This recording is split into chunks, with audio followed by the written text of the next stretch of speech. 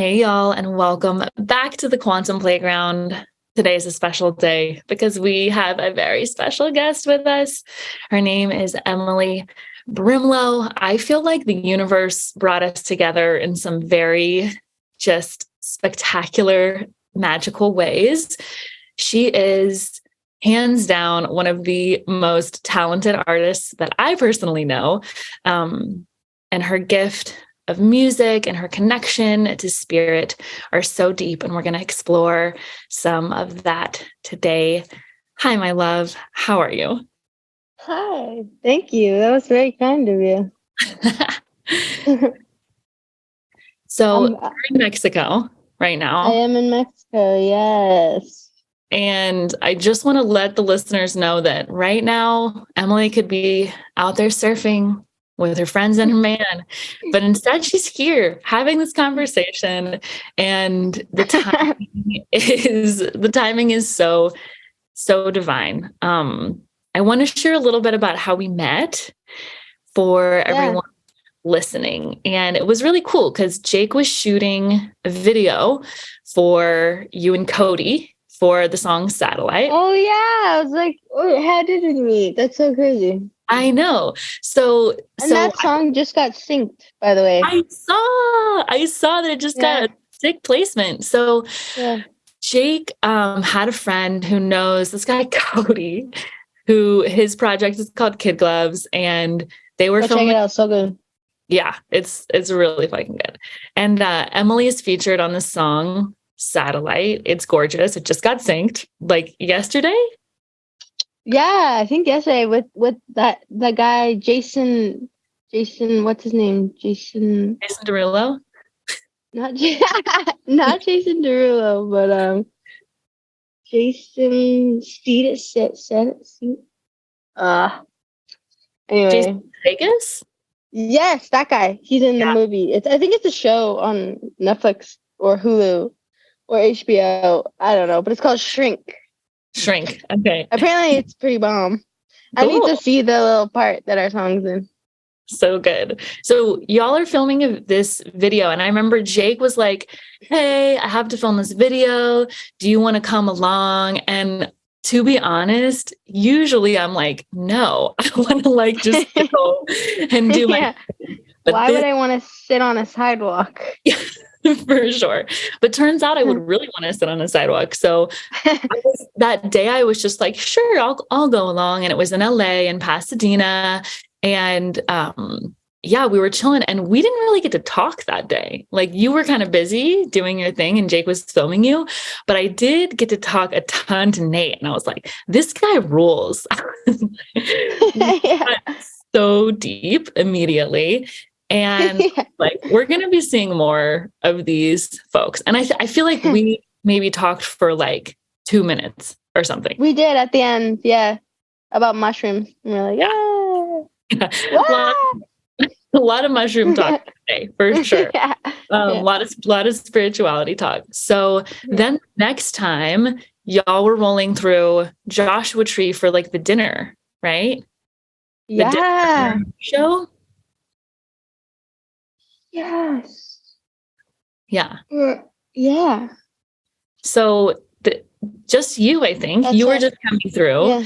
And there was a dinner, and it just happened to be in Joshua Tree, 2 minutes from our place. And so you had the van, you stayed with us, and this time we got to really chill. Yeah. Yes. And then you were like, there's 2 people who didn't show up to the dinner. Do you and Jake want to go? And we were like, yes. And it's this fancy, gorgeous, amazing dinner, and then show. And we got to meet Titus. Yes, that was dope. That was special. Super, super special night. And then we met Zach and Bex, which now we're super connected to Zach and Bex. And Jake filmed their wedding and stuff. Oh, no way. I didn't even know that. Yeah. And Bex is in sunshine with me. So we had this whole other blossoming friendship with the people whose house it was. And then we ended up playing a show there too. And that was my first show ever as an artist. So I remember you saying that, that you were going to play there. That was divine. That was cool. And then, so that was a really, really, really special evening. And I feel like you just had a really simple set. I feel like you just had the uke, maybe. Yeah, it was me, Titus, and Zach that played. And I remember I drank too much red wine before I sang, and it was just me on the uke, I'm pretty sure.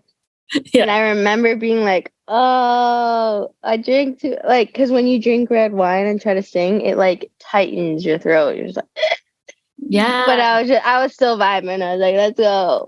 Yeah. I'll do the best I can. You did. No, it was, I remember it was amazing. I feel like you played Information Superhighway there. Probably, yeah. Okay, then I did have that's right. I played Titus's guitar that night. Oh. Too. Yeah. That was a cool night under the stars. Dude, yeah. Joshua Tree is so magic. Yeah, it's so special. I feel like we had most of our time there together. Because the next house in Joshua Tree is pure magic. Like, yeah.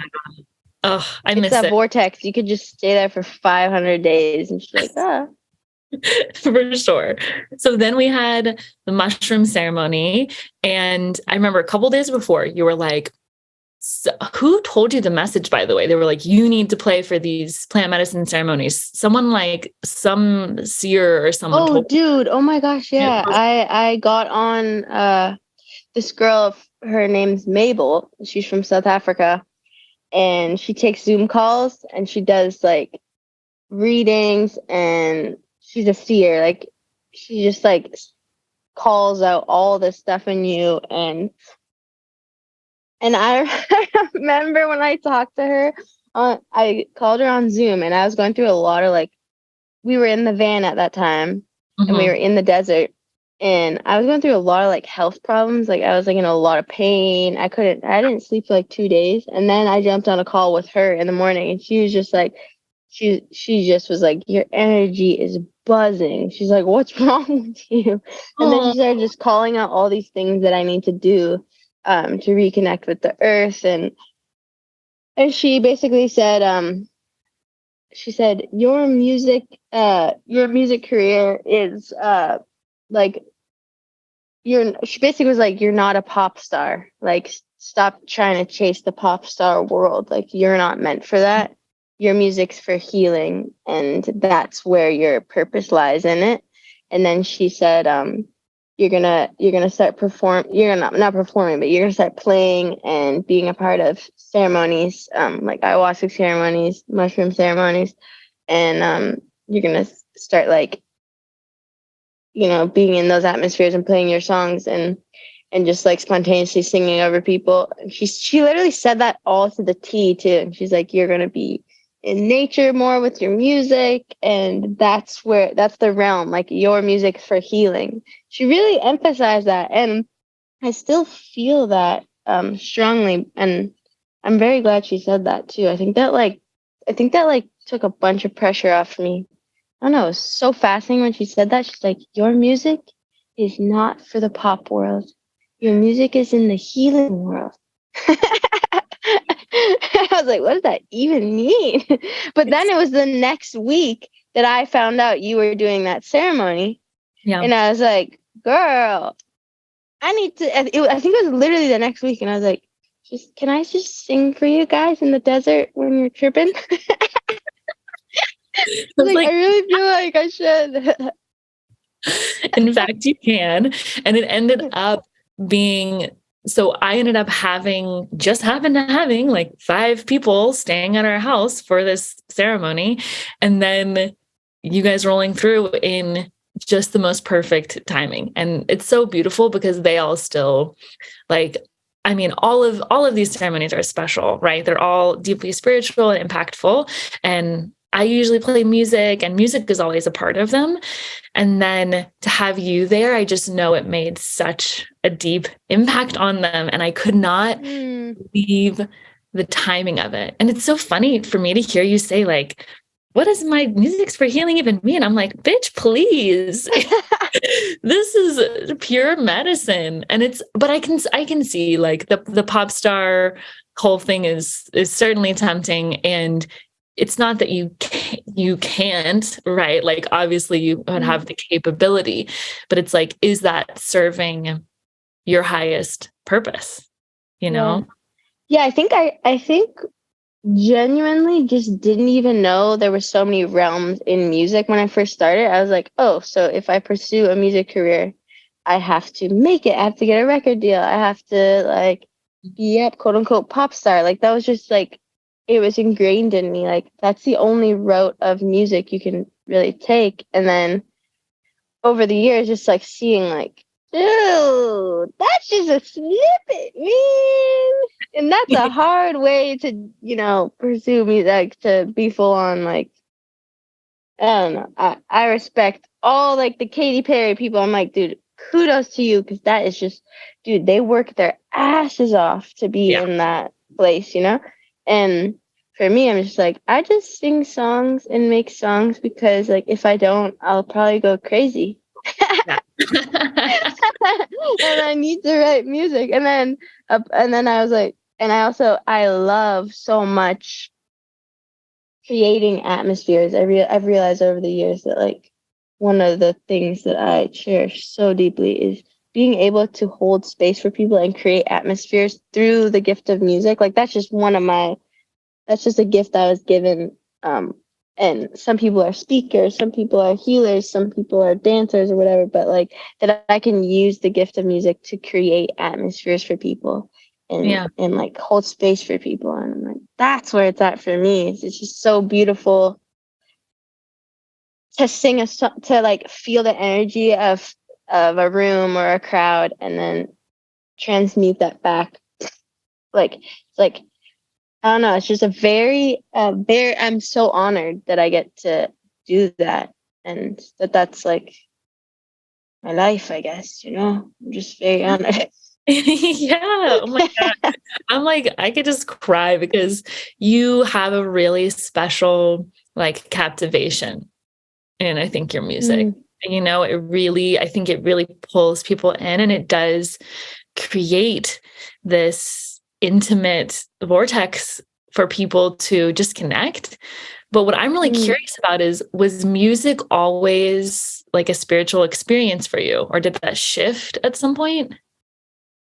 Dude, yeah, I think like music is my thread to the spirit, like, and it always has been. And I think because I grew up, my whole dad's side of the family, like all just like chilling. Every time our family got together, it would be by the fire, and we'd be sitting around, and the guitars would come out. And my dad's a singer and a songwriter, so.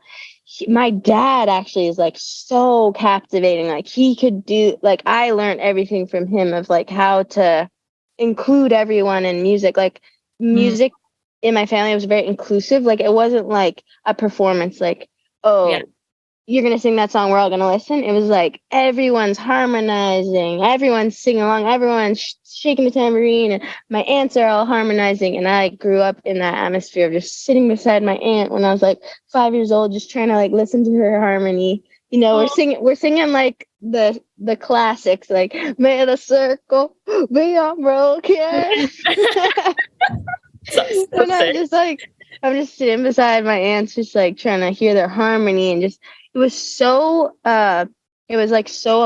ingrained in family for me. I think music was family, like it brought us together. And so when I started to like, I think I picked up the guitar when I was maybe in grade like 6. So I don't know how old that is, but my dad had a guitar in the back room, and it was for my brother, and I just picked it up one day and I was like, I want to learn this. And so my dad sat me down and showed me like the hardest song at first. Like I think it was Blackbird. Yeah. And I was like, that's not easy. But I just remember like instantly, as soon as I was able to play and be a part of it, I think just because it was ingrained in me that like how special live music always was in our family, it was just like ingrained in me that, I don't know, it just instantly connected me on another level. It felt like this outlet that I feel so lucky to have the outlet. I'm like I don't even know how people can like handle stress and all that stuff if they aren't playing music or being, like putting it out in creativity is the only way I can really almost function in a way. So for me, it was like a lifeline. I felt like of just like, I remember finally being able to play guitar and sing at the same time. And I was horrible, by the way. Like my voice was terrible in high school. Oh, I listened back to, oh, dude, it was so bad. Was it really bad? Like, was it really bad though? It was bad, dude. It was so bad. So this is like you trained for your voice. Oh, yeah. Because your voice. I still listen to videos now and I'm like, I'm really hard on myself, but like back then I was pretty bad, dude.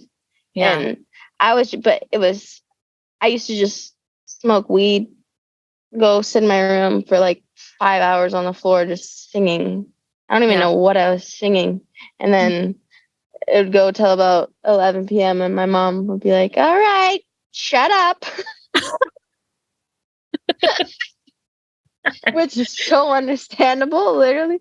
I was just continuously making like a wretched noise, like, ah. But it like put me in like, the only way I can explain it is when I songwrite a lot of time, I get put into like a trance. And that's my favorite place to be. It's hypnotizing, and I get put into a trance, and I'm just like, and like all of this shit, just like all the garbage, everything will just like come out of me, and then it just releases, and I'm like, oh, I don't even know if we made a song there. Maybe we did. I usually press voice record, and I listen back, and I'm like, oh, there might be a song in there. But if not, it's just like this release for me, Absolutely. Yeah. Well, one of my favorite moments of us occupying the same time space reality of that, where I feel like that trance, I got to see that trance and be a part of that trance, was at Disclosure Fest. Yeah. Okay, so I'm running around with my friend Avery, who, by the way, is like this incredible, speaking of people's like different outlets, she's this incredible, like animated kids, like spiritual screenwriter. And hers is like words and stories and amazing. Epic adventures. So she and I are flouncing around with our other friend Shay, and in your glitter outfits. Yeah, in her glitter outfits, of course. watching Gone Gone Beyond, just sitting around. And then I turn around and who the fuck do I see? But Miss Emily Brimlow. And I am like, it is the best sight you'll ever see. I was just like, yes, like it was so just pure in that moment, because I had no idea that you were there, and I had no idea that you were even doing like singing there or anything. And so it was just pure surprise and delight. And then you were like, okay, come see me and Lily Fangz over at this stage in a couple of minutes. So we go over, and we're kind of it's kind of like a natural, like, you know, little crowd is forming. Everyone, I feel like people are like just sitting in the grass, and people are like, what the heck is going on? Because we were like, our rig was so like torn up and ghetto. Yeah, the tech was like just not functional. It was not like, on it. Yeah. There was like no like microphones. Like I just remember looking, and you guys like tried for maybe like 10 minutes, and then it was like, you know what? Fuck this. It's not working. We go with the flow. And then it became like everyone got in really close. It was this like just like little semicircle around you. And it was just this improv jam, very similar to like what you described with your family. Everyone singing, harmonizing, passing like the one sort of working microphone around, like people are clapping. And it was just fucking church, man. I cried so in that circle that day. Like, it was just so beautiful, like to see the the connection, like the improv process too, like someone saying like a snippet and then you guys just like spinning a whole song from it. And like there was this like super, super precious child like dancing in the front. And like I was just like, this is fucking family right here. Like these people are my family in this moment. Yeah. And it's like, I truly like will not forget that. I think about that moment so much. What was that like for you? That's so beautiful to hear from your perspective. That's really, really cool. Because shout out to Lily Fangz for having me play at Disclosure Fest. She is a beast. Like she's in the freestyle realm completely. Like that's like her sets are all freestyle and she's just a genius. She's a science. She's a lyrical scientist. I was like floored, truly, at what she was able to do. And I like love to fuck around with the freestyle, like in the car, but I'm like, as your performance and that coming through and just taking whatever the crowd goes with. And I was super, super impressed. Yeah. I think if it wasn't for Lily, because there's a certain, it's only happened like a handful of times in my life, I can say, where you get together with a certain group of people and you all are in that freestyle flow state together and you all surrender to each other. It's you have to yield and surrender to one another and completely accept, like there has to be that open space to really even truly get into a freestyle, in my opinion. Like if you're on stage with someone or even just not on stage, just freestyling with someone and you kind of feel judgment and they're like, well, that was shit, dude. Like, that completely closes the sacredness of it. Cause the sacredness of the freestyle to me is like, it's messy. It's like you're just getting things out and you're just like flowing. And it's like, you have to be in that childlike state. And Lily is just, she fosters that so well.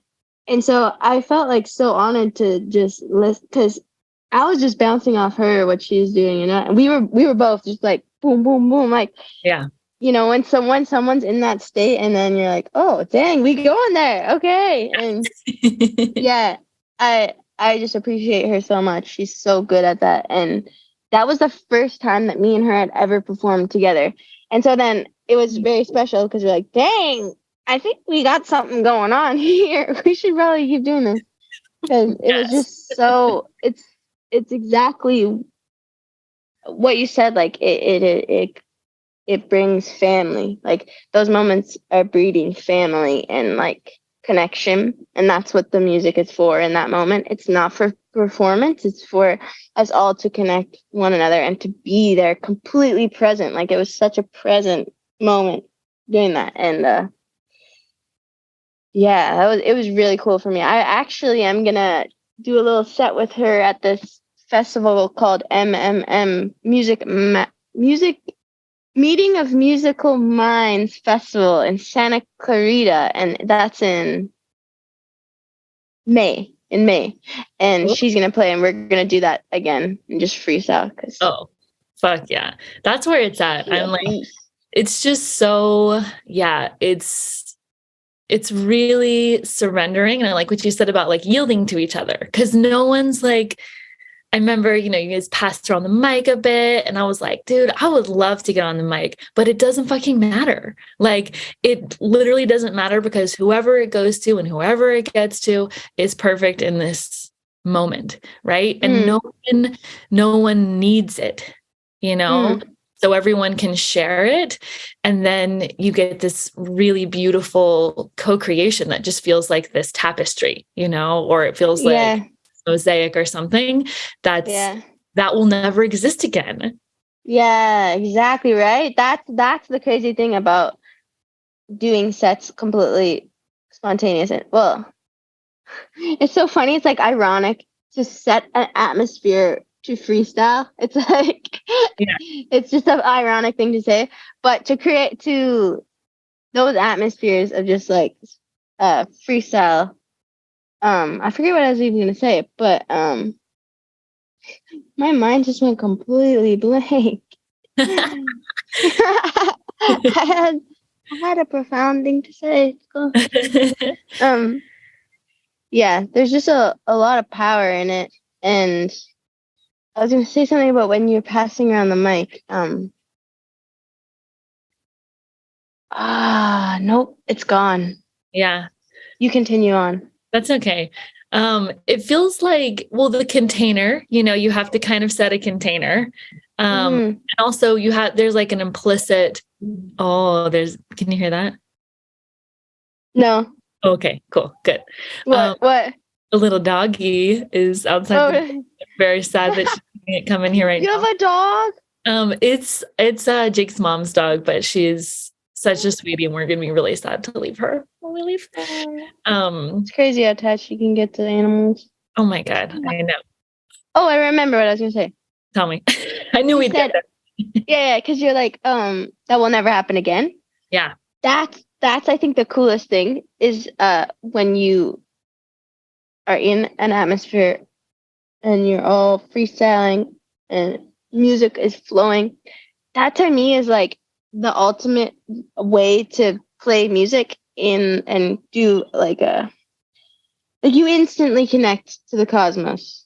Yeah. Like if you want, I was thinking, if you want to really tap into the spirit, put yourself in a position where you're going to fail and it could be a complete mess. Like put yourself in the risky positions where you actually need faith or you need that substance of like, all right, people are here. There's a crowd forming. I have no words. What am I going to sing? Like put yourself in those positions and then you're going to like, that's to me where it's like the spiritual substance comes in. Like you want to feel the spirit, you got to put yourself in a position to fail, like put yourself in a position where you actually need this connection.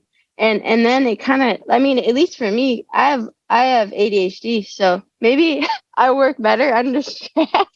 Yeah. I always think maybe I need a little bit of stress to like really tap in, but it's so it's exactly, you'll never hear that again. It will never be the same again. Yeah. And I just feel like even in the Bible, it says I don't want to quote the Bible wrong, but I'm pretty sure there's a quote in the Bible that says, sing a new song to God or whatever. Yeah. It doesn't say whatever, but I think there's so much power in singing new things together. It brings you completely present, and I really, really want to start doing that more at my shows. And like, I really want to go on like a little tour. Lily doesn't. We've talked about this a little bit. I'm like, I just want to go on a tour with Lily, just play some house shows and just freestyle every single show and do that and just create those atmospheres. Because it's like, it kind of feels like when I went to church, when it's like worship. It feels very worship like I don't know. It's like heart connection. Yeah. Blast off. It's a blast off feeling for sure. Yeah. Well, I mean, I would love to do that. And to me, like I grew up my family was super into music. Music was kind of like a churchy thing. And it was a very like stodgy, you know what I mean? It was like, sing the song to God. Like hymns, like. Yeah, hymns or, it was a little more than that because we were in Nashville, but like, it was still very like, it was not like go off on a run or clap or stomp or anything. You know what I mean? It was very just like in the pew and, Which hymns are so beautiful. Yeah. They're incredible, but I know what you mean. I think I know where you're getting at. Yeah. Very structured. Yeah. Well, and it's not about like my biggest wound with music was like thinking that it was something, there was like a right way to do it. So like when I took music lessons, it was like, don't get it wrong. And this whole improv idea is like completely erases that because like there is literally not a right way where even if you're performing one of your songs that you wrote or a cover, it's like, well, there's a way that I wrote it or there's notes that I need to hit or whatever. So that space is so freeing for me. And that's the space that I get into when I sing, especially for like mushroom ceremonies, because it's just pure channel, pure letting go. Right. And that's like the direct connection to spirit. And where I get in my own way with music, well, this is actually, it's the only place where I can't get in my own way this way, because I don't know music theory. I don't know shit about like really structuring songs. Like this is the one place in my life where I can't rely on like my knowledge.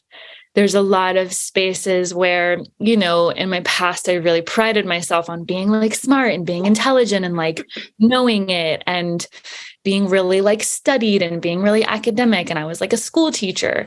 And music, I just don't have that option.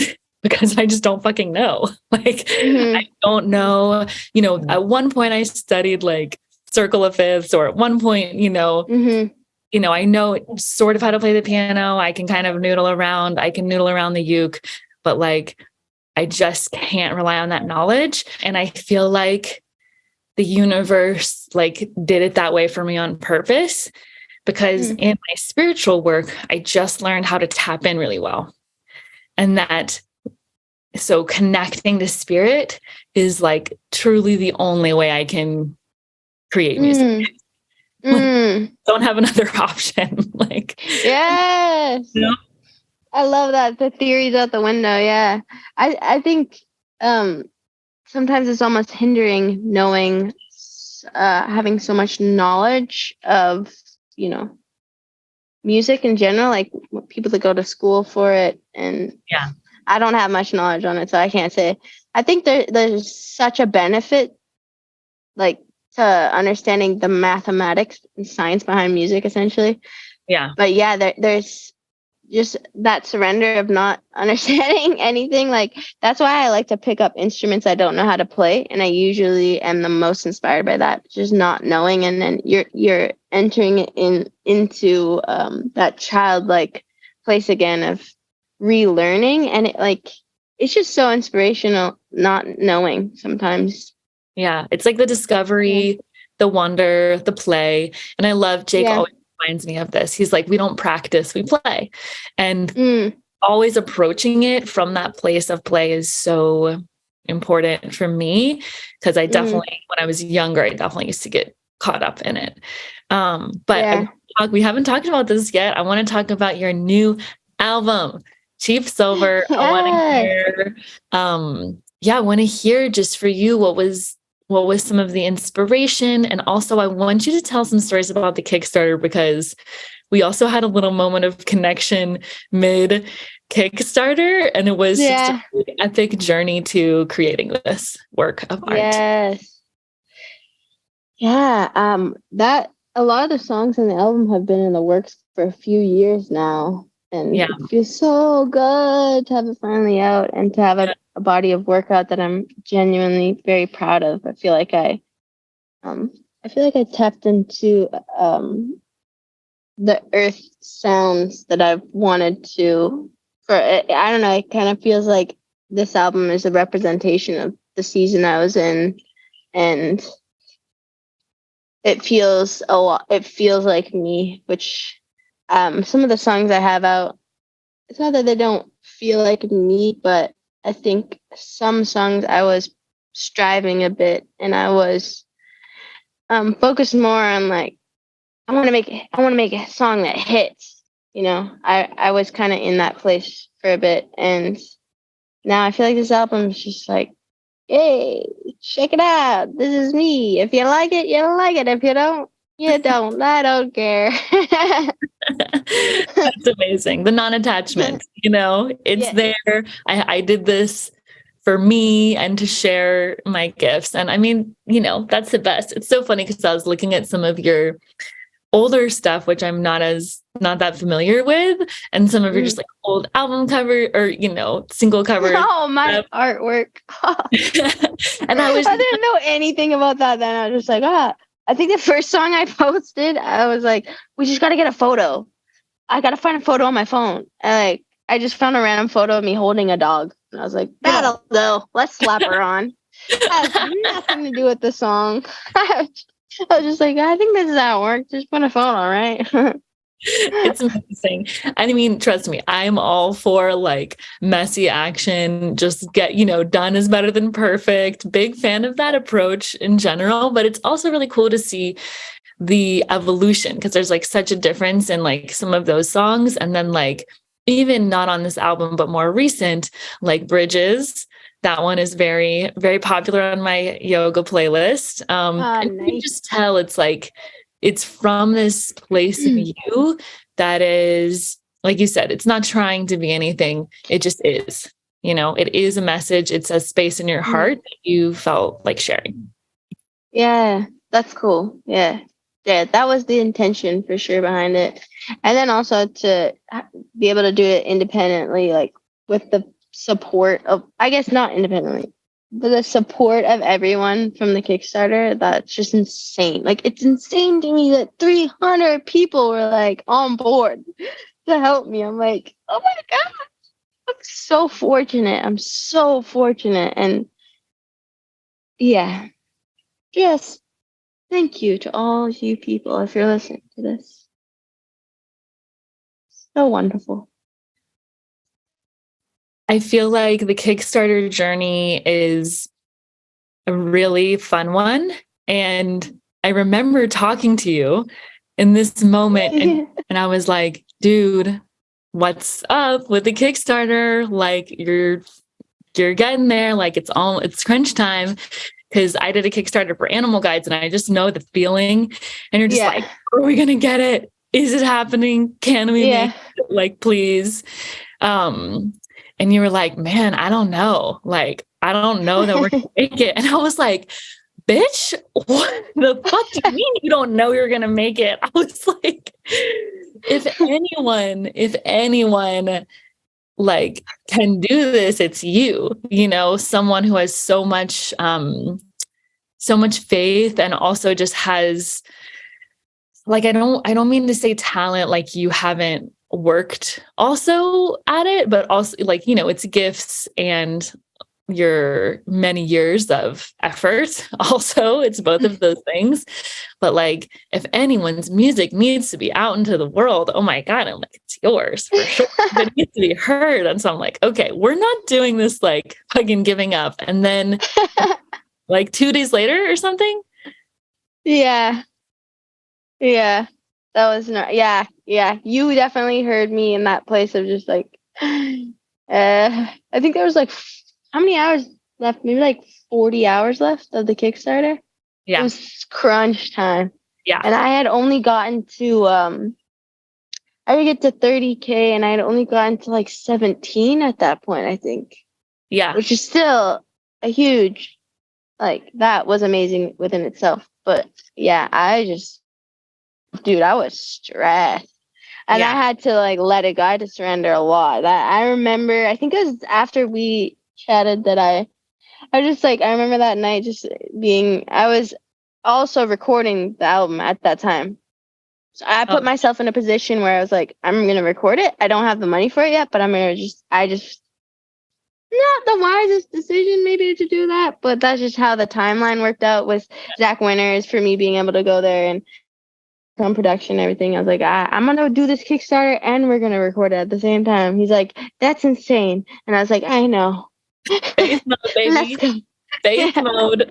That's it. I was like, I don't have the money to finish this, but I'm coming out and flying out and we're recording it. Like, okay, sure. You're psycho. But yeah, no, I just remember that was a really, really cool moment actually, because I went into my room that night and I was like, okay, all right, God, please, God, please. Please. I just want to make music. I was just like crying and just like, I give up. I give it up. I can't. I've tried everything. I think I messaged 800 people individually in that week. Like every spare second I had, I messaged someone. And like half the people, I didn't even think seen the message. I just was like, yeah. I'm going to go to every single person that follows me on Instagram. I'm going to message every single one. I was like, that was commitment, but. Fuck yeah. Yeah. And at that point, I was just like, I don't know what else to do. And then, yeah, miracles happen straight up. That was crazy. Because then, yeah, Haley from Convertkit, I didn't even know her, and she just posted that thing on Instagram. She's like, Emily, you don't know me, but I'm gonna fund the rest of your Kickstarter. And I was like, what? yeah. And that's like an email service, right? Convertkit? They help. I don't want to butcher this, but Convertkit, they help entrepreneurs and they help creatives and their platforms. It's like a huge business, a huge organization. And then through that, there's the thing that I got to do later on was called creator sessions. Yeah. And they interview artists and they play music and talk about like how did you like your entrepreneurship of it all and stuff. Yeah. And she was a part of that, the creator sessions. Yeah. Oh my God. And then just fully funded at the final buzzer. Dude. I mean, I was just like, how many pies do I have to chuck in my face to entertain these people? I was like, she is going for this. And I mean, I love the like, you know, the commitment in action, but also just the like surrender of like, I don't know what else to do at this point. I feel like every entrepreneur has had a moment like that where you're like, okay, we're pretty much at the buzzer here. And like, Yeah. I don't know what else to do. And so the only thing to do is like have this prayer moment. Yeah. Surrender and be like, okay, I'm a human. And yeah, we have a lot of magical powers for sure. But like there's this force that's just so much fucking bigger than I am. So you take this one. Yeah. We'll let you take this. Yeah, you take this one from me. I'm done carrying it. Yeah, 100%. It was really good for me. I had some other friends reach out and they're like, should I do a Kickstarter? I'm like, I think people think maybe from the outside looking that it's like, oh, you just put yourself out there and you just say that you need to be funded, but it's like it is so vulnerable to even ask for help. And there's so many voices in your head that are like, you're an idiot. Like you don't need the help of other people. Like you're just being selfish. Like you look like a narcissist. Like all these things. You're like, no, you just have to tune all that out. And it's very humbling to ask for help. And then also just when you receive help, you realize how many people around you believe in you. And I don't know, it's such a roller coaster doing the Kickstarter. At the end, I was like, dang, man, 300 people like support me in this. That's crazy. And essentially, that's my record label, you know, like those 300 people are my record label and they made this happen. And I think that altogether, like I guess it goes to show too, like community. Yeah, community. Yeah. Community makes things manifest and happen. It's not your own, like, if you really want to stir things up, just like get people around you, start telling your dreams to other people and get people on board with your dreams, and then it'll just come to, you know. I mean, that's what happened for animal guides. And for years, first of all, 4 years, any person that I met, can I pull you an animal card? And I'm like, so many conversations, so many readings, never for money. Like, just, I want to have a conversation with you. I want to show you like what the fucking animal card is. And I told so many people, like, I'm going to have my own deck one day. I'm going to have my own deck, la, la, la. And doing that Kickstarter, first of all, Kickstarter is such a fucking portal. It's like, it's like that. Talk about an ayahuasca trip. Do a Kickstarter for a project that you deeply believe in. And that's like, share all your vulnerable dreams with every human. And then ask them for them to put their hard-earned money toward your dream. Yeah, for sure. Such a trip. And like, I just remember someone who I hadn't even talked to in like a long ass time was like, I always heard you talking about this. Like, here you go. Here's like $1,000. And I was just like, holy fuck. Like, Yeah.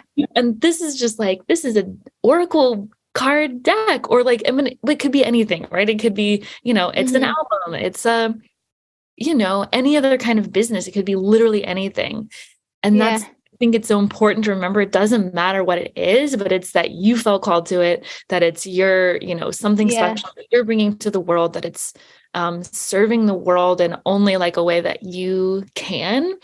And to see that, like, how long could it have possibly taken for me to do that? Well, first of all, none of it was on my own, because I had partners and all of that, but also like for me to try to just push and like willpower it to happen instead of just asking for help, and then giving other people the gift of community and like feeling involved in something bigger than themselves, like, is a gift in and of itself. And that's what I had to realize. I was like, oh, I'm stoked to be a part of this. And when you're like, people are my record label, I'm like, I'm your record label. Like, that's so cool.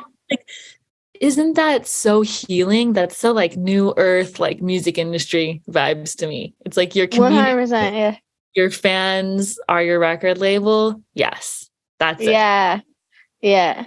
They're your backbone, basically.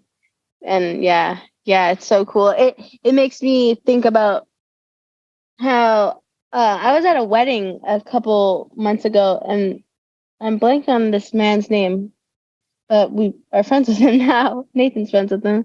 And he said, money is just seed. And wherever you plant your seed, things will blossom. And it just made me think, money's seed, and then friendship and community is richness. And the only like true richness, like richness of life, it's not money to me. It's community. Like, the only reason I'm on this boat right now is because Griff was like, I ain't got money to be on a sailboat, bro. We are not like people. I swear, people probably look at my stories on Instagram like, she's on a sailboat. She's in Mexico. She gets so much money. I always think like people are probably. I'm not like taking. The only reason I'm on this sailboat is what I was gonna say is because Griff Gottfabe he's just like, he has this sailboat, and he's like, we're gonna be sailing the Sea of Cortez for 5 days. Do you and Nathan want to hop on board and be our crew? And if it's such a, like, I could spend, who knows, $80,000, get a sailboat. Not that we have $80,000, but you could get a sailboat and you could do it all yourself. You could learn it, and then you could spend all your money, and then you could just sail it by yourself. But it's like the richness of life is connections and community, and that ends up money has I don't even know what I'm trying to say. I feel like I'm trying to say two things, but ultimately I'm trying to say is that community is richness. And you can have zero money in your bank account, but you could have a lot of friends and community around you, and that truly ends up being like physical richness in your life. Like, when, like, we live in a house of 9 people. It's insane. Wow. And because it's so expensive to live in California right now, so got 9 roommates right now, and also our neighbors dislike us, and we're trying to sort that out because there's so many cars on the street. But in community, like, things multiply. So it's like, you can go to Costco and you could buy a big stack of chicken for everyone, and it ends up being cheaper in the end, in my eyes, to live in community. Like physically, money cheaper to be in community. You're like, I made this extra egg, and like, instead of throwing it in the trash, you want to eat it, like, and just like, I don't know, if things multiply. And right now someone's looking after my dog. I'm not paying for a dog sitter right now. My roommates are looking after my dog. It's just like, there's so much richness in community, and that's why I feel like the epitome of Kickstarter is just dude, like if we all come together and we all give $5 or $10, we can make someone's dreams come true. Bam. Sorry, that's the end of my rant. I'm sorry. No, it's okay. We just have a dog over here hitting some high notes because she's sad because her mom's gone and she's still adjusting. What kind of dog is it? She's a pit bull mix and she's cute, and her name is Cookie. And she just gets a little anxious. She gets a little anxious when her mom's gone, and she just howls and she just hits some nice notes, and it's making it a little hard to finish this podcast, but that's okay. I can't hear through here, but I'm sure that's picking it up on the Shure mic for sure. No pun intended. For sure. Sponsored by Shure. Not really, but that would be that would be fair. Anyways, yes, community. Yeah, I mean, that's the whole reason why we're like the ranch. We're like, why do we all have to sit here and try to buy like fucking $1 million overpriced homes in LA when we don't even want to live there? Yeah. And we could just live in nature, and we could grow our own food, and we could share. Like, it would just be so much easier than just like striving to just do it on our own. And I feel like it's relationship with like our community, and it's that relationship with like spirit too, right? And so it's like, spirit wants to support you, your people want to support you. I mean, to me, I'm like, if your people are down and connected to you, of course they want to support you. And, you know, do you know how many fucking friends of mine have taken my programs or bought my decks or, you know, streamed music, whatever, like it's so much richer. And money is an interesting thing. I like to talk about money because people like to not talk about money and avoid it. And I'm like, the taboo does not serve us, y'all.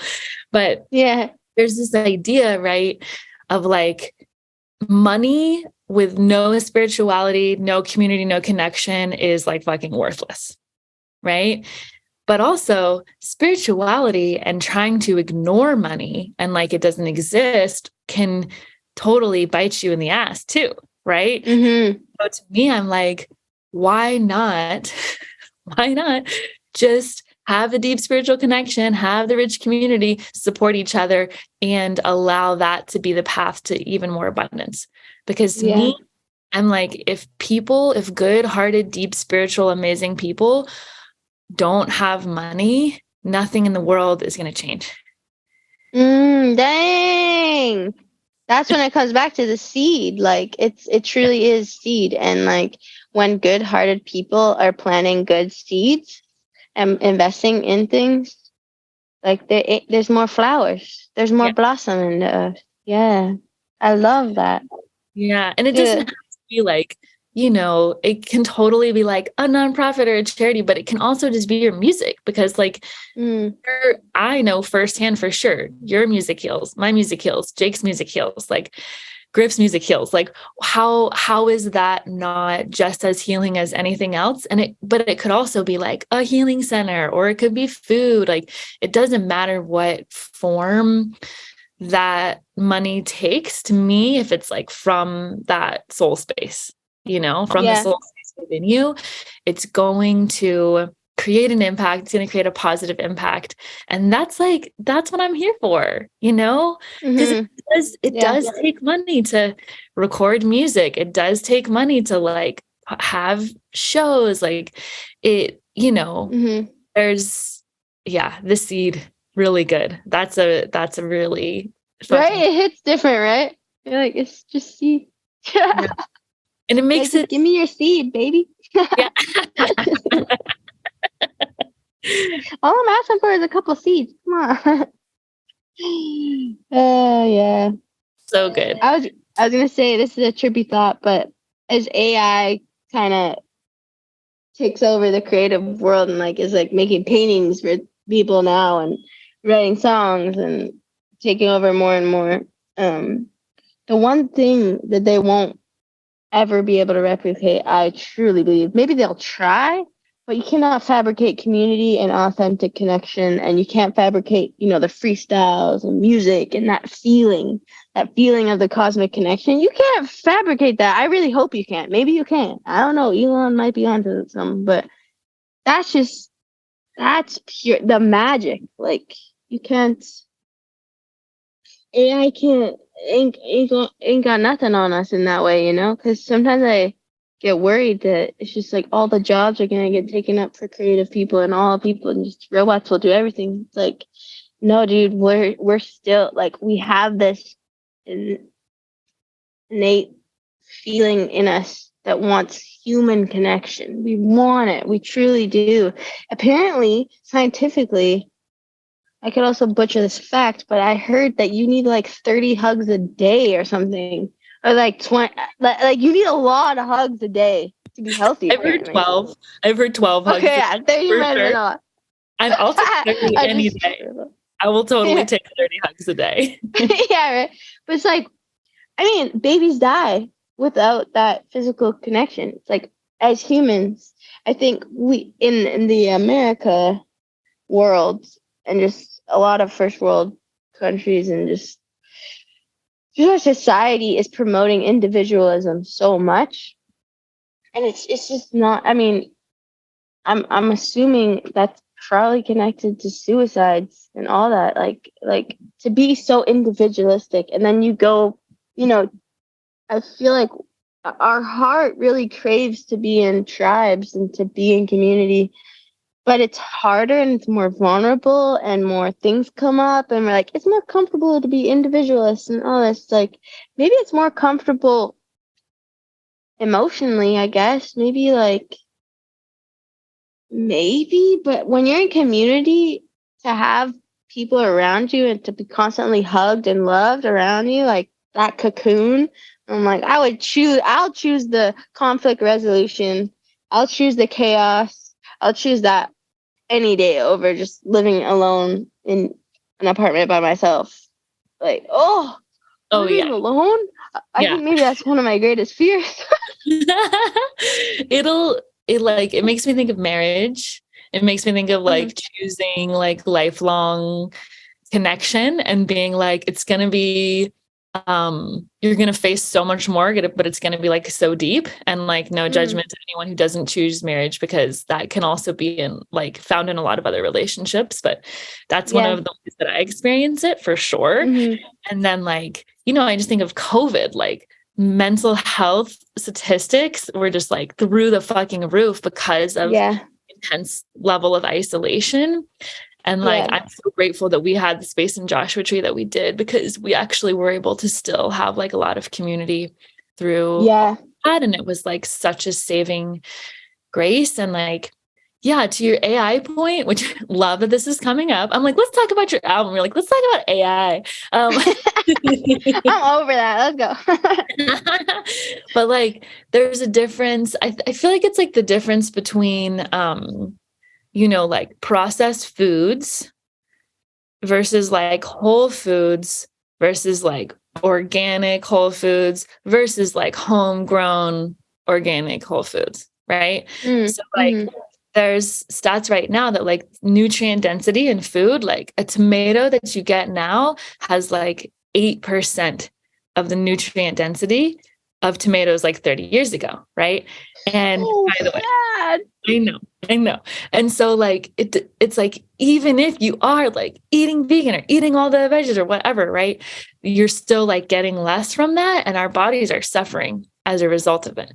So I think the consequences, we just don't know the consequences. There could totally be a full range of them, but I agree. I don't think that you can, at this point or any point too soon, replicate the genuine, heartbeat to heartbeat, physical connection.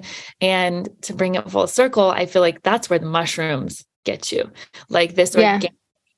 This organic plant matter that just breaks down all the walls in between people, plants, animals, and you start to see just subatomically how life really is, which is that there's not a difference, right? It's like the oneness.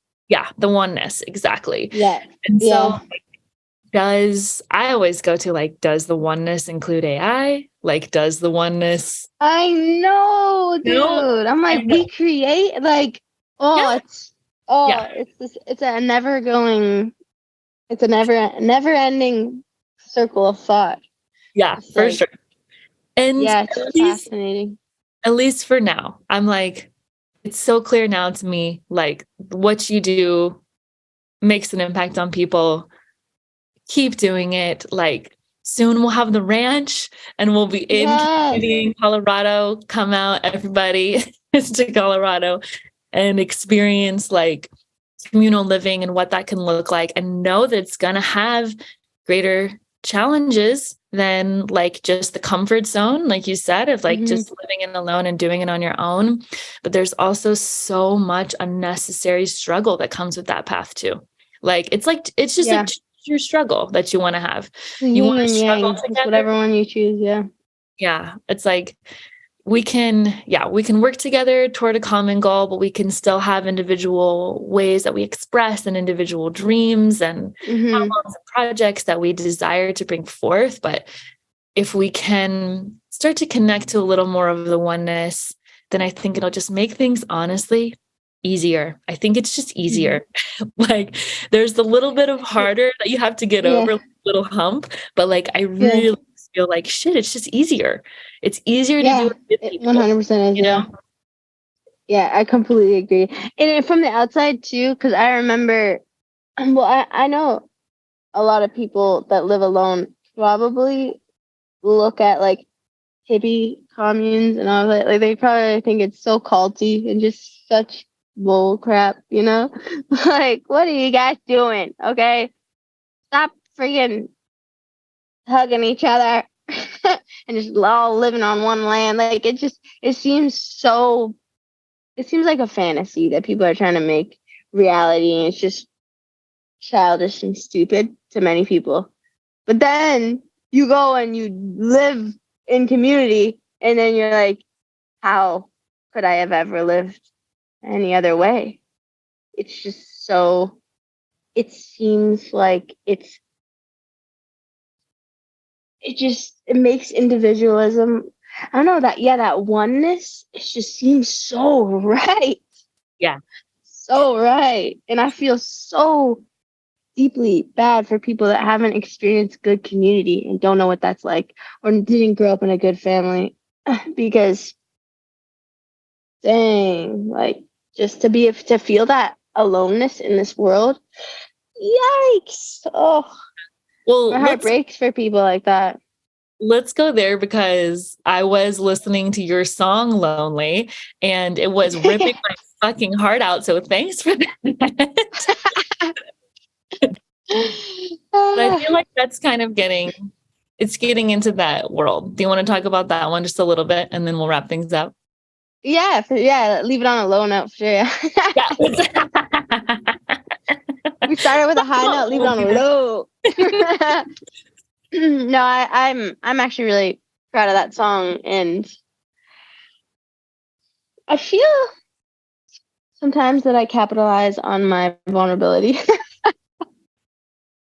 Let's go. Let's capitalize on it. I'm like, I only live once. Might as well just shut it all out there for the world to see. Yes, ma'am. When I wrote that, me and Nathan were living out of our van, and at the same time we had two vans in Southern California, and we were renting out both of them and living in them at the same time. It was one of the most hectic seasons I've lived in a lot. Like I would say is maybe like top 3 hectic seasons of my life. Outdoorsy app, so people just book the van for the weekends, and they can book it 24 hours in advance. They can book it like 7 hours in advance.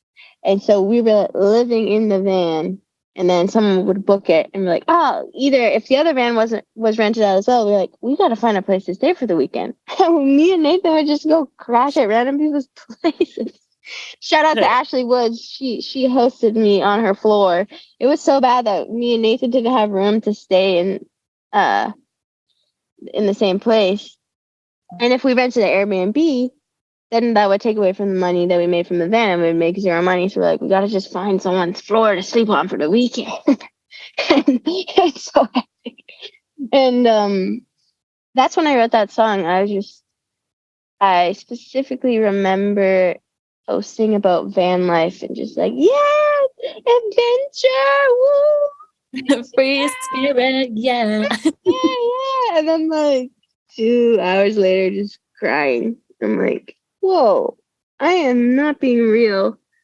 And it's so easy to show the highs on social media because it's just easier. Like I don't want to put baggage on anyone, you know?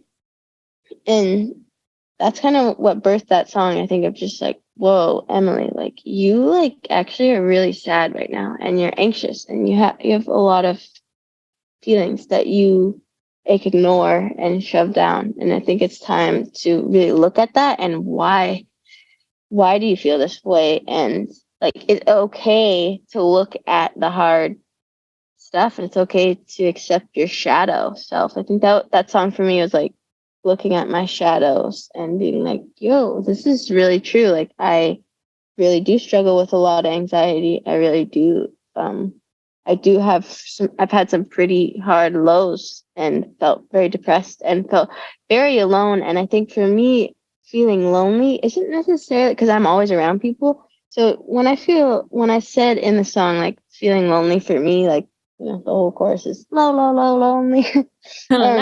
Is actually just feeling misunderstood and not seen.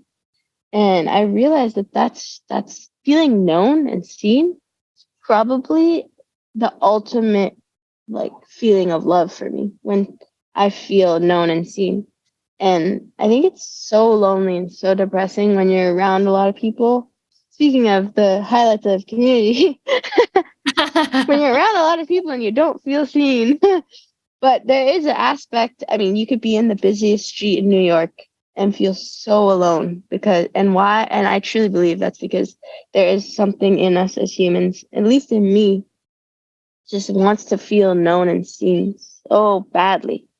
And I, a lot of the time, feel misunderstood and have a hard time articulating myself and my feelings and emotions. And that's why, thank God I have music, because that's the only place I truly feel known is when I'm singing and when I get a song out and I'm like, whoa, you know, like when I wrote Lonely, I was like, oh my gosh, I'm not doing so well. I'm in a hard place right now. Yeah. Oh. And but it's just like it's therapy for me to accept the hard parts and the hard aspects of us. So important. The yin and the yang, man. I ain't always on the high roll, man. My life is continuously just a roller coaster, and I'm embracing that more. The older I get, the more I embrace the lows for what they are, and I'm like, oh, I'm really sad right now. Oh, I'm really anxious right now, and I actually tap into that instead of the avoid. I for many years in my life just avoid, shove down, like don't cry. I remember there was probably from elementary school to high school and even beyond, like I never cried. Never. What? Never cried. Never. No. Shoved it all down, bro. Shove. So for me, shove. Where did it go? Dude, who knows? Maybe in my body, because I have a lot of physical pain.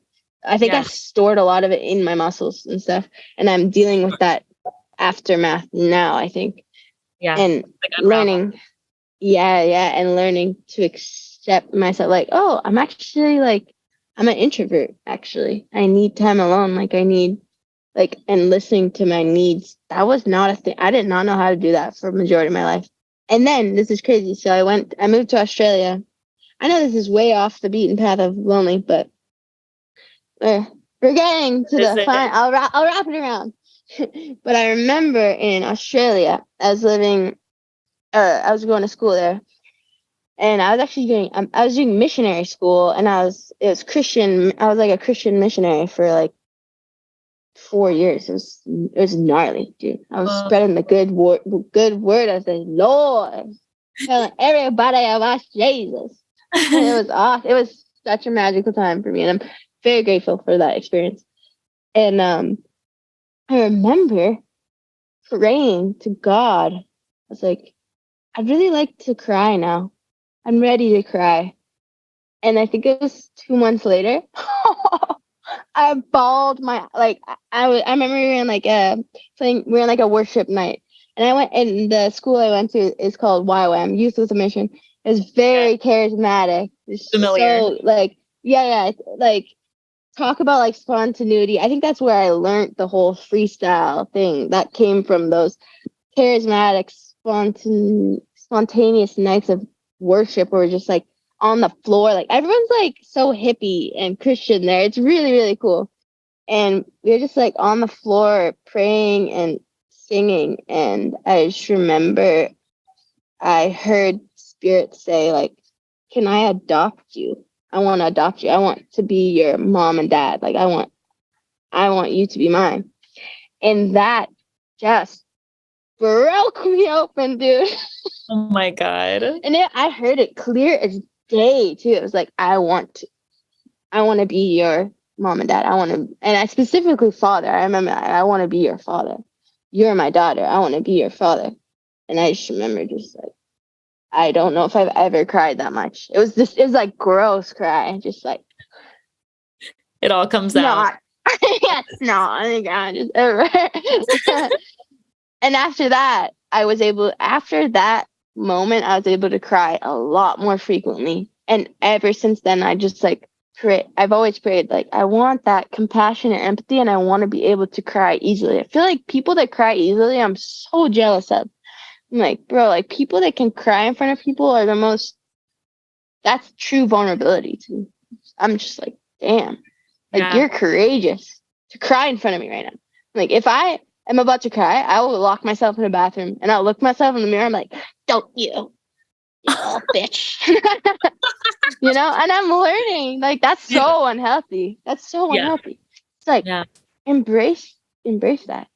And so to wrap it full circle, I think putting out songs like Lonely for me are just me accepting that shadow self and essentially like musically crying in front of people and just being like, bro, we all, like, I hope that people can feel seen and known through that vulnerability in my music. Like that's kind of the goal too, is like when I put out songs like that, I'm like, I'm not just putting it out there so people are like, oh, she's a sad girl. Oh, I feel bad. Oh, I hate this. I'm not doing that at all. I'm actually quite the opposite. I just hope that people are like, oh, like it's okay to feel sad. It's okay to feel these things. And like there's hope. Like you ain't alone, you know? It's like a lot of the time in therapy, you don't really need the answer. You already know the answer. You just want to feel seen. As soon as you're like, oh, you go through that too? Like, oh, I'm going to be okay then. Oh, all right. I definitely felt like, you allowing yourself to be seen allows other people to feel seen. And I felt really seen in that, from the like not feeling lonely, like I don't have friends, or like, I'm like, no, I have the best fucking friends in the whole world. Like my community is amazing. Like truly, although it has been an interesting season in Ohio where my friends like aren't here, and I actually don't have friends like in the physical location. Like I take that back. I actually have no friends. But the feeling of being misunderstood, and like this story that like people just don't get me because I'm on this like not hierarchical level, but I'm like in this different world, and it's a really empathetic space, and it's a really like intuitive space, and it's a the dog rolling through here, and it's very like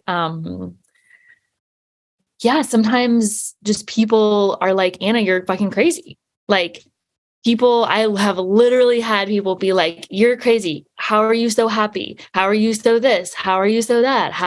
That's your fucking job? Like, you do this, like, and that? Oh my God, like, no fucking way. Like, you're crazy. Like, the world is a sad fucking place. Like, how dare you? And I'm like, dare you? how dare you live your life and be joyful? And it's so funny because then I'm like, well, now you're making me sad because you're making me feel like a fucking alien. And then I'm like, but I am an alien. Like, Full circle. It all makes sense. it all makes sense now. And but there's like, it's okay. Yeah, it's okay to feel misunderstood, but also that like that can be a story that we tell ourselves, like no one understands us, to make ourselves like feel special or whatever. You know, it can go into a whole other space. But like for me, that being seen, and as someone who, I don't know, I perceive you as a very like joyous person, like that's my connection to you. And a lot of people perceive me as a very joyous person. And also that like, just because we have a joyful spirit at like the center of us doesn't mean that we don't have those lows or those moments and like aren't fucking human. 100%. You know, I think that's a big piece of it for me, is like being like, no, that doesn't happen to her. And I'm like, that's not like, I'm not trying to like portray that. I just genuinely am super grateful and have like a really sick fucking life. And it doesn't mean that I don't fucking cry and don't have hard days or don't have challenges. And that's 100%. It hit me there. I love that. That's cool. Yeah, I do perceive you as a very joyous person. And I think it's beautiful to, it's almost like your armor. Joy is your armor, and it's like your weapon, but the same level of heaviness to everyone, you know. Some people's weapons like courage and power or empathy, or I don't know. But joy is a very fun weapon to have. I'm grateful for it, joy. It makes me think of have you seen the movie with, I forgot, it's like called Frosty or something. I forgot his name. Frosty the Snowman? What are you talking about? Frosty Snowman. It's a Disney or Pixar, and there's a boogeyman, and it's the Jack Frost. Jack Frost. No, I haven't seen it. There's like I think it's Pixar or Disney, and it's a movie about Jack Frost, and he is fighting this massive like demon, like boogeyman. And at the end of the movie, spoiler alert, at the end of the movie, him and all the kids are getting chased by these like terrifying shadows, and it's like a kid's movie, but it's actually scary. And at the end, he throws a snowball at the shadow thing, and it's like so dramatic, like it looks like the shadow, like the boogeyman's just gonna like kill them and just eat them all, and then he just like throws a snowball and starts laughing at the shadow. And then all the kids, because then like the boogeyman or whatever is just like you threw a snowball at me, and then all the kids start laughing, and it turned from fear to complete bliss and joy, like in a matter of 2 seconds, and they just started laughing at fear, and that was like, dude, that's like the power of joy, you know. It's like you can laugh in the face of fear. You can.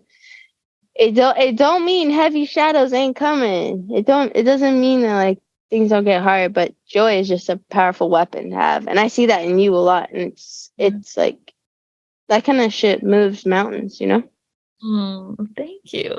I received that. It's to me, it's like the transmutation, you know, it's like the alchemy master is laughter.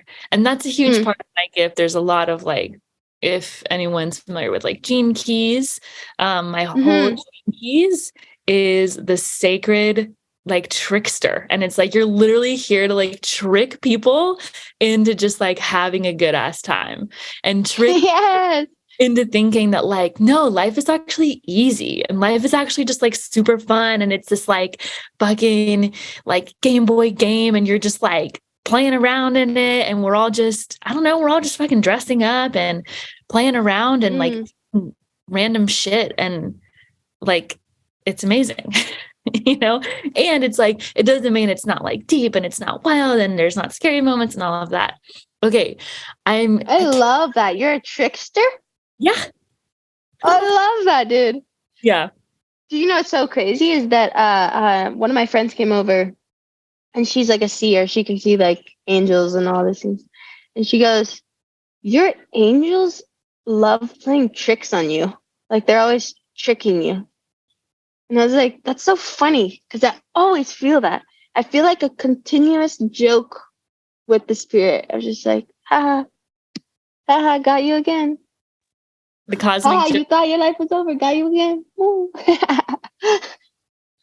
Oh, you thought it was not all gonna work out, and you thought it was all gonna crumble and blow up in your face.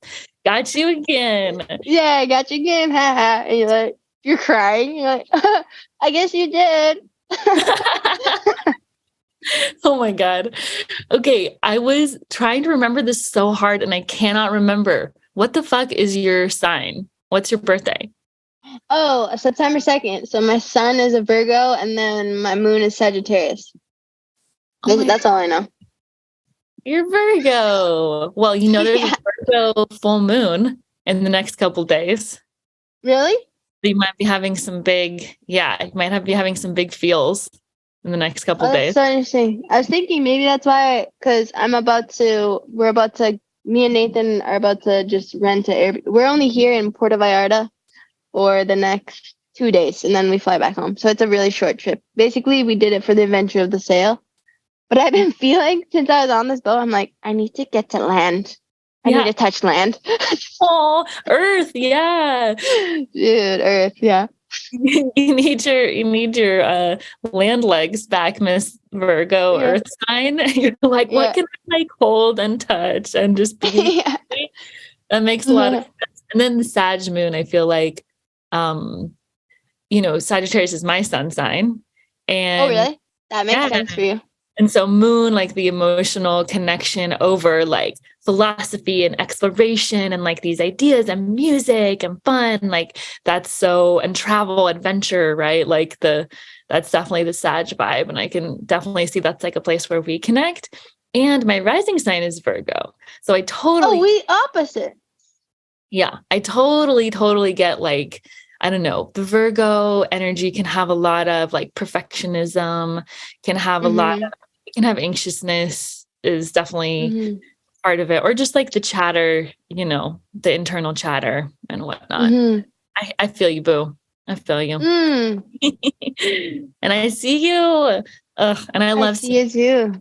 I love seeing your face and I love just being with you. And thank you so much for just taking the time. I love like getting lost in this good combo because there's so many fucking amazing nuggets here. And okay, any last thing that you want to say other than check out Emily's album, Cheap Silver, everywhere on Spotify and all the places? I am just thankful that we did this. Speaking of like the richness of community, and conversations like this are very rich to me. And I live for conversations like this. Like, it feels like breakfast, breakfast to my spirit. So thank you. You're so welcome. Yeah. And breakfast is my favorite meal. This was definitely breakfast. This is a breakfast combo for sure. Have some breakfast while you listen to this and get some breakfast for your spirit at the same damn time.